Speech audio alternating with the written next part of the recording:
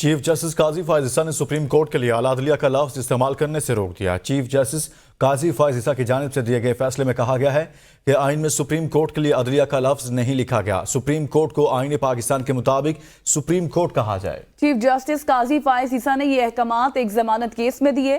آپ کو بتائیں کہ آئین میں سپریم کورٹ کے لیے عدلیہ کا لفظ نہیں لکھا گیا۔ اس متعلق بات کریں گے بشارت راجہ سے۔ جی بشارت۔ چیف جسٹس قاضی فائز عیسیٰ نے ضمانت کیس میں احکامات دیے کہ آئین میں سپریم کورٹ کے لیے عدلیہ کا لفظ نہیں لکھا گیا، اس لیے سپریم کورٹ کو اعلیٰ عدلیہ لکھنے سے روک دیا گیا اور کہا گیا کہ سپریم کورٹ کو آئین پاکستان کے مطابق صرف سپریم کورٹ کہا جائے اور لکھا جائے۔